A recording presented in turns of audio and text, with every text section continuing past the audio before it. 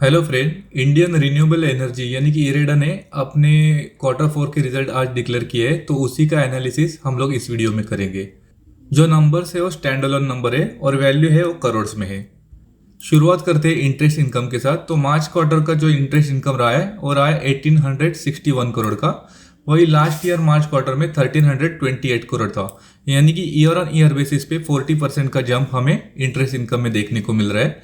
वही दिसंबर क्वार्टर में 1654 करोड़ का इंटरेस्ट इनकम रहा था। यानी कि क्वार्टर ऑन क्वार्टर बेसिस पर भी 13% का जंप हमें इंटरेस्ट इनकम में देखने को मिल रहा है। अब देखते हैं टोटल इनकम। तो टोटल इनकम रहा है मार्च क्वार्टर में 1915 करोड़। वही लास्ट मार्च क्वार्टर में 1392 करोड़ रहा था। यानी कि ईयर ऑन ईयर बेसिस पे 38% का इंक्रीज हमें टोटल इनकम में देखने को मिल रहा है। वही दिसंबर क्वार्टर में टोटल इनकम रहा है 1699 करोड़। यानी कि क्वार्टर ऑन क्वार्टर बेसिस पर भी 13% का इंक्रीज हमें टोटल इनकम में देखने को मिल रहा है। अगर एनआईए देखेंगे यानी कि नेट इंटरेस्ट इनकम, तो मार्च क्वार्टर में एनआईए रहा है 757 करोड़।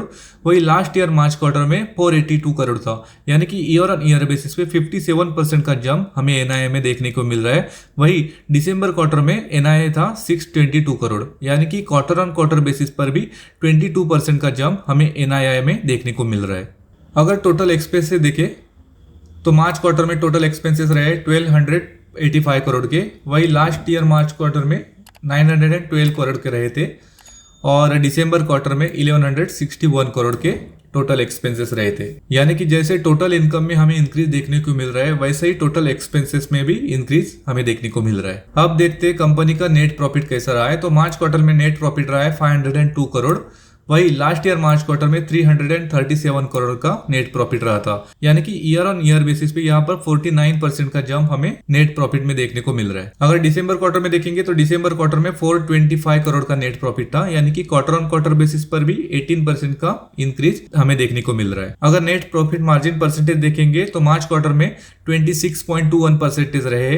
वही लास्ट ईयर मार्च क्वार्टर में 24.23% रहे थे और दिसंबर क्वार्टर में 25.03% रहे थे। अब ईपीएस देखते हैं तो मार्च क्वार्टर में ईपीएस रहा है 1.87 रुपीज।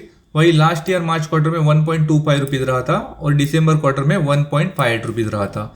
यानी कि यहाँ पर अर्निंग पर शेयर में भी इंक्रीज हमें क्वार्टर ऑन क्वार्टर बेसिस और ईयर ऑन ईयर बेसिस पे देखने को मिल रहा है। अगर नंबर देखेंगे तो ओवरऑल स्ट्रॉन्ग नंबर दिखाई दे रहे हैं, क्योंकि इंटरेस्ट इनकम में, टोटल इनकम में, वही नेट प्रॉफिट में भी इंक्रीज हमें देखने को मिल रहा है और उसी के अकॉर्डिंग अर्निंग पर शेयर में भी इंक्रीज हमें देखने को मिल रहा है। अगर लास्ट 3 महीने का अगर स्टॉक का परफॉर्मेंस देखेंगे तो लास्ट 3 महीने में स्टॉक में 18% की गिरावट हमें देखने को मिली है। आपको रिजल्ट कैसे लगे प्लीज कमेंट करके बता देना और वीडियो को लाइक करके चैनल को सब्सक्राइब कर देना। Thank you.